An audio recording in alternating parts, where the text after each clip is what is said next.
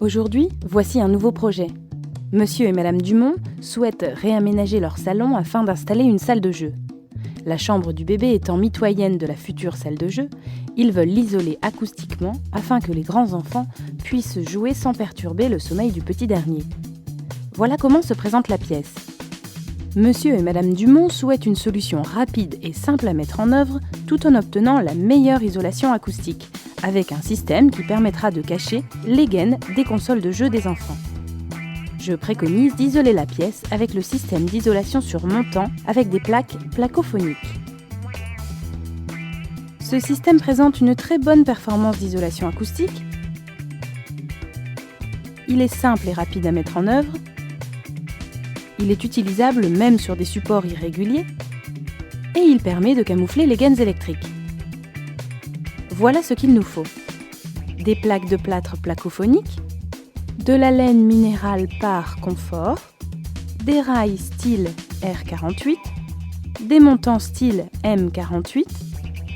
Il nous faut également des vis TTPC 25 et 45, des vis TRPF 13 et du ruban résilient. Et pour les outils, voici ce dont nous avons besoin. Une scie, un soulève-plaque, une visseuse, un mètre, un blade runner, une pince à sertir, une grignoteuse, une cartouche de mastic acrylique et son pistolet à cartouche, et un cutter. Avant de commencer, n'oublions pas les vérifications d'usage. Veillez à ce que les supports soient sains et puissent être percés sans danger. Vous devez porter des équipements adaptés, munissez-vous systématiquement de gants, lunettes, masques jetables et veillez à porter des vêtements à manches longues. Voici comment ça va se passer. On trace l'implantation des rails style R48 au sol puis au plafond. On repère ensuite l'implantation des doubles montants style M48 avant de les poser. Les montants seront doublés, excepté pour les montants servant à l'encadrement de la porte et celui au plus proche du mur. Viendra ensuite la pose de la laine minérale par confort, puis la mise en place des plaques de plâtre placophoniques, sans oublier d'habiller les retours autour de la porte. On réalise l'isolation de toute la surface du mur donnant sur la chambre avant d'isoler le second pan de mur. On finalise avec un joint de mastic acrylique souple, toujours sans oublier l'encadrement de la porte. Pour ne pas nuire à l'acoustique, il ne faut pas que les montants touchent les murs. On veille donc, en fonction de la planéité du mur, à laisser au moins 1 cm entre le rail et le mur. On repère ainsi l'emplacement des rails au sol. On reporte la mesure à l'aplomb de la porte et on utilise une équerre pour repérer la fin de la découpe.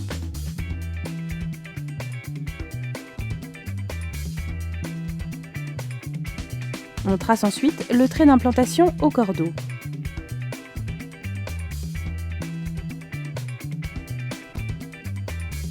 On va maintenant reporter l'implantation au plafond. On peut utiliser un montant coupé à la hauteur de la pièce. On le positionne sur le trait d'implantation, puis on vérifie son aplomb avec un niveau à bulle avant de reporter l'implantation au plafond. On reporte ainsi la mesure en plusieurs points avant le tracé au cordeau. On procède ainsi au niveau du sol et du plafond des murs à isoler.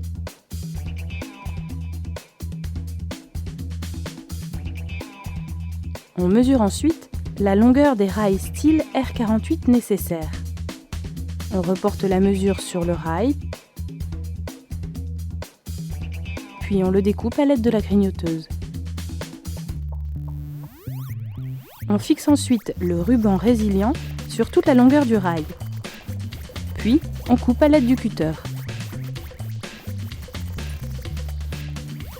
Positionnez le rail sur l'implantation et fixez-le au sol tous les 60 cm maximum à l'aide de fixations adaptées au support. Ici, des chevilles à frapper. On répète les mêmes gestes au plafond en n'oubliant pas le ruban résilient. Les rails sont maintenant prêts à recevoir les montants style M48. On va commencer par repérer l'implantation des montants verticaux. Regardez, le montant possède des perforations pour permettre de passer les gaines à l'intérieur du doublage. On vissera donc les plaques de plâtre sur ces montants. Le montant dans l'angle sera positionné au maximum à 10 cm du mur sans le toucher, pour ne pas nuire à l'acoustique. Les montants doublés seront positionnés en veillant à avoir 60 cm entre chacun.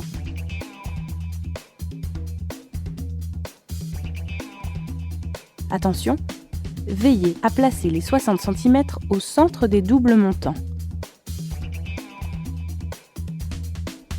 On trace donc les repères au sol.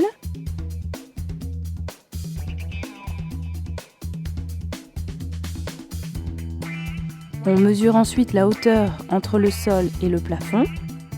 On reporte cette mesure, minorée d'1 centimètre sur un montant, puis on le découpe à la grignoteuse. On positionne ensuite le premier montant, celui de l'encadrement de la porte, dans les rails bas et hauts en le faisant pivoter, puis on règle l'aplomb à l'aide d'un niveau à bulles, avant de le sertir dans les rails bas et hauts. On met ensuite en place les montants style M48 doublés. On positionne 2 rails de la bonne longueur dos à dos en veillant à placer le repère au centre avant de les liaisonner avec des vis TRPF 13 tous les 40 cm. Vérifiez l'aplomb de l'ensemble avant de sertir chaque montant.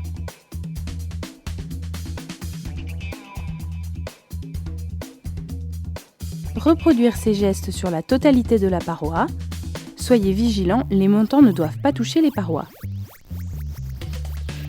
Afin d'habiller l'imposte de la porte, nous allons mettre en place des ossatures en veillant à éviter au maximum les liaisons avec le mur. Nous allons placer un montant proche du mur que nous allons renforcer avec un rail plié au niveau des angles. Commençons par mesurer la largeur de l'imposte, puis nous allons prendre un rail sur lequel nous allons mesurer 20 cm pour réaliser le retour qui permettra la fixation du montant vertical.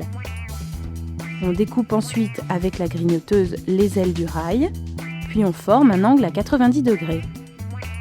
On reporte ensuite la largeur de l'imposte sur le rail dans la continuité de l'angle réalisé en ajoutant 20 cm. Rognez le rail de façon à pouvoir replier facilement ce dernier sur lui-même en formant un angle à 90 degrés vers l'intérieur cette fois-ci. On mesure ensuite la hauteur de l'imposte. On coupe un montant à la bonne hauteur, on le positionne dans l'angle du rail. On positionne ensuite notre ossature sur l'imposte.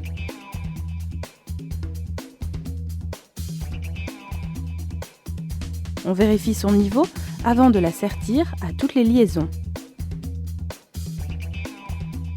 On peut ensuite doubler le montant en positionnant un morceau de montant à la hauteur moins 1 cm, sans oublier de le sertir. L'espacement entre deux montants ne doit pas excéder 60 cm. La porte faisant plus de 60 cm, on ajoute un montant intermédiaire au milieu. On mesure, on coupe un morceau de montant, puis on le sertit avec la pince à sertir. L'ossature est maintenant prête pour la pose de laine minérale.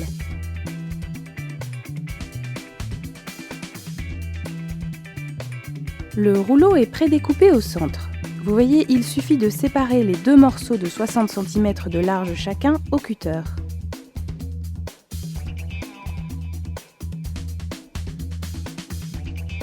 On ouvre le rouleau au cutter en prenant soin de découper au début du rouleau pour ne pas abîmer le voile confort. On mesure ensuite la hauteur à couvrir.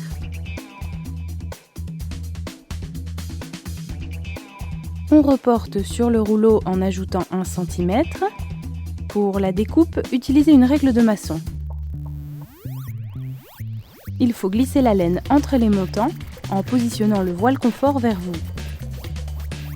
Recouvrir ainsi toute la paroi, mesure, découpe et mise en place, la laine minérale doit tout recouvrir. Ici, la hauteur du sol au plafond excède la hauteur de la plaque. Nous commençons par poser une plaque complète. On positionne la plaque sur les ossatures, puis, à l'aide d'un soulève-plaque, on la positionne à 1 cm du sol avant de la visser au moyen d'une visseuse munie de l'embout à débrayage automatique et de vis TTPC 25. On visse tous les 30 cm maximum. Aidez-vous des repères sur les plaques pour connaître la position des montants. On mesure ensuite la hauteur de plaque à découper. On reporte la mesure sur la plaque. On trace le trait de coupe avec une règle de maçon. Pour une découpe plus facile et plus rapide, je vous recommande d'utiliser le Blade Runner. On place le curseur sur le tracé et on le glisse le long du tracé. Pour une découpe parfaite, on ne passe qu'une seule fois le Blade Runner. Il suffit maintenant de plier la plaque pour séparer les deux morceaux. Sinon, on peut toujours utiliser une scie ou un cutter. On visse ensuite la plaque placophonique comme précédemment. On recouvre ainsi toute la surface de notre doublage. Mesure, découpe et fixation des plaques. Attention, la plaque de plâtre ne doit toucher ni le mur ni le plafond. Il faut laisser quelques centimètres sur la périphérie. Nous n'oublions pas d'habiller les deux retours encadrant la porte. Il faut prévoir le percement pour les équipements électriques avant la mise en place des plaques de plâtre. On reproduit ensuite les mêmes gestes sur l'autre pan de mur. Pose des rails style R48 au sol et au plafond. Pose des montants style M48. Pose de la laine minérale par confort. Pose des plaques de plâtre placophoniques. Afin de parfaire l'isolation acoustique et d'éviter la transmission des vibrations, on désolidarise toute la périphérie de l'ouvrage par la pose d'un joint acrylique souple. Lissez ensuite le mastic. Les liaisons entre plaques de plâtre seront-elles traitées avec des bandes et enduits traditionnels.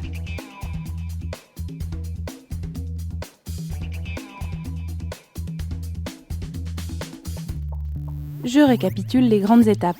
Nous avons tracé l'implantation des rails style R48 au sol puis au plafond.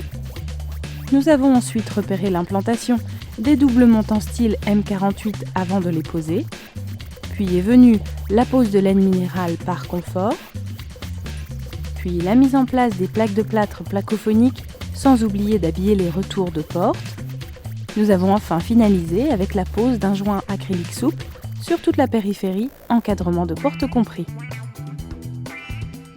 Et voilà, nous avons isolé le salon de Monsieur et Madame Dumont. Leurs enfants pourront profiter de leur salle de jeu et le bébé pourra dormir en toute sérénité.